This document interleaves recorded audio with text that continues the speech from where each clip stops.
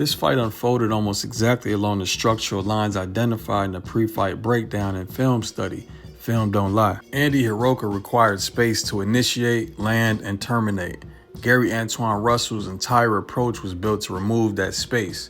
Once that removal became consistent, the outcome followed mechanically rather than dramatically. It was only one exchange world in that round, but you won that motherfucker. You control and dictate the exchanges that you win. Do you understand? From the opening bell, Russell attacked the foundation of Hiraoka's game, the jab. Hiraoka's range system depends on initiating with the jab to establish first, which means strike first, then exit, and then layering traps into first and last, meaning he strikes first, baits the counter, counters the counter, then exits the exchange. Russell neutralized that tool immediately. When the jab failed, Hiraoka lost the ability to begin those more complicated exchanges safely, so he simply didn't attempt to. Russell didn't simply block the jab, he replaced it by out-jabbing Hiraoka and using level change feints, slips, and multi-beat entries. He seized control of initiation. These moments allowed him to close distance without conceding clean counters, arriving at inside range intact and able to work while Hiraoka resorted to holding. Already the structural imbalance was visible, one fighter operating freely inside his preferred environment, the other forced into emergency behavior. As Russell advanced, Hiraoka's straight-line retreats repeatedly led him towards the ropes. Each retreat preserved alignment but reduced geography. When escape routes disappeared, so did the permission to start exchanges cleanly.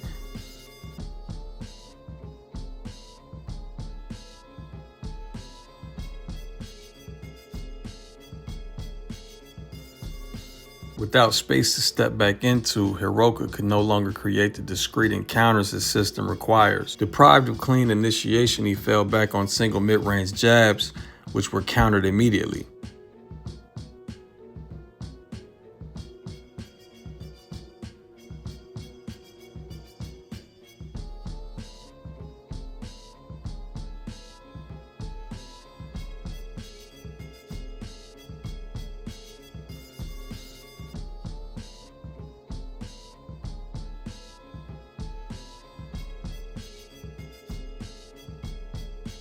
Hiraoka was still touching Russell at times, but he was no longer dictating when danger began or ended. The consequences of straight-line retreat were compounding.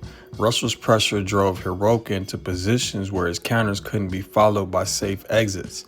Attempting last without permission to exit or terminate is structurally unsound, and Hiraoka's counters in these situations lacked authority. Once Hiraoka was forced to fight while moving backward or stationary on the ropes, Russell's volume and physical control became decisive. The fight was no longer a sequence of clean and simple exchanges, but a continuous interaction until Andy could hold tight enough or flee, precisely the environment Russell tends to seek.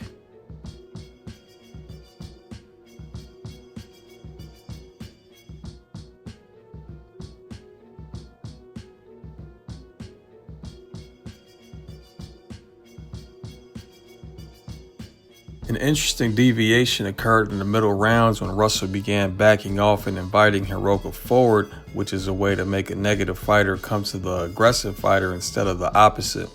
This altered the geometry of the fight.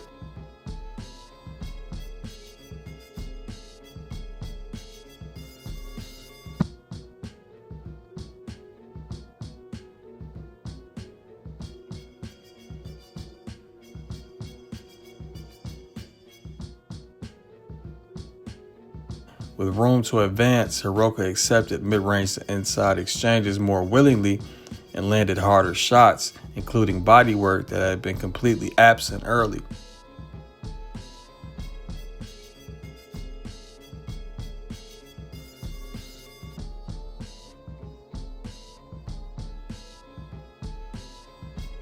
However, this success came at a cost. Hiraoka was now operating inside Russell's preferred domain rather than restoring his own. The exchanges became mutual rather than one-sided, but the underlying imbalance remained. Russell could fight effectively in this environment. Hiraoka had to survive in it to give himself a chance.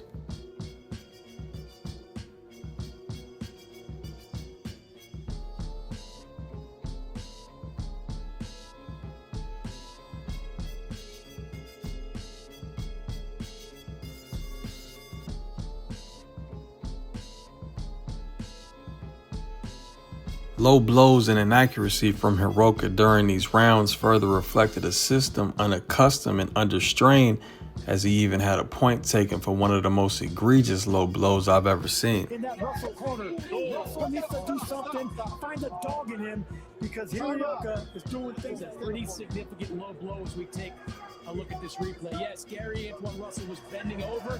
Yeah, but that's as low as you get. He almost hit him in the butt. That's the lowest low blow I've ever seen. As low as you can go in boxing. Yes, it is. This is a big call for the referee because this is a super competitive fight. You take a point away. I mean, you have to, though. You got to take a point here. Twice in the same round.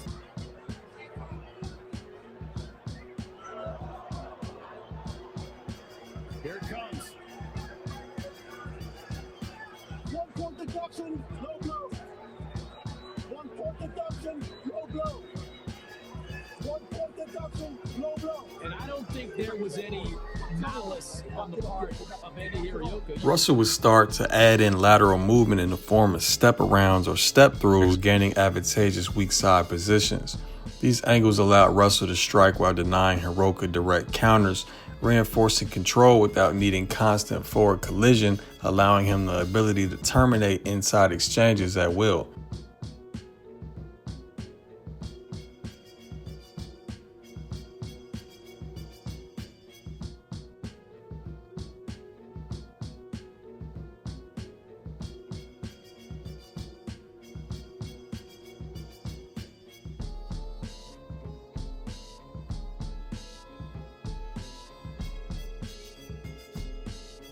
At this stage of the fight, Russell was no longer merely pressuring, he was altering exchanges.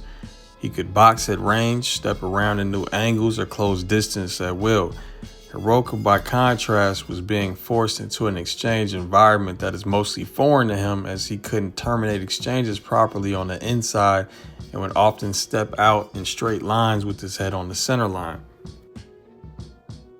Back foot, guys, but he looks so much better going forward.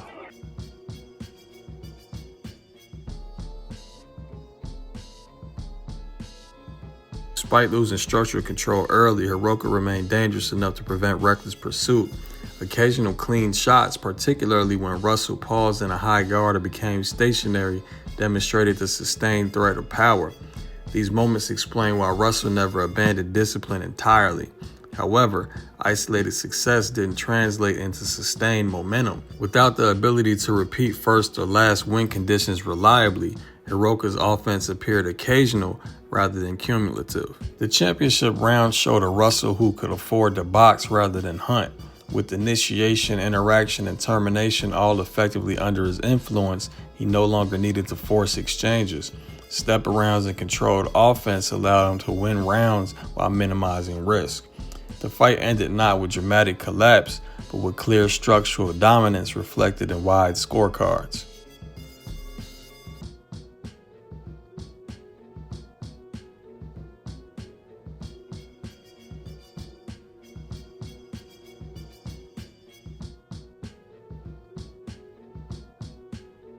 Russell vs. Hiraoka was ultimately a demonstration of how pressure systems defeat range systems, not by winning every exchange, but by preventing the opponent from resetting between them. Hiraoka needed space to survive, Russell removed it. Hiraoka needed discrete engagements, Russell made them continuous. Once those conditions became permanent, the result only unfolded. Detailed systems book coming soon. Thanks for watching.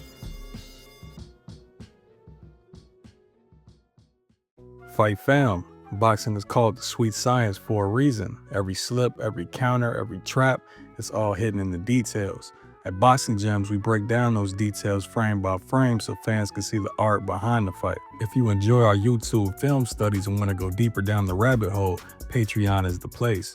It helps us keep producing high quality breakdowns without worrying about algorithms, and it gives you exclusive access to the content that can't make it on the YouTube.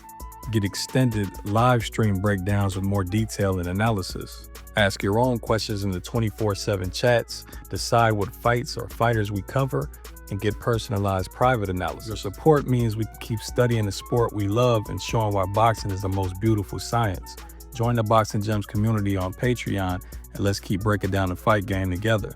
This is Ryan, professional boxing analyst and founder of Boxing Gems Film Study. Film don't lie.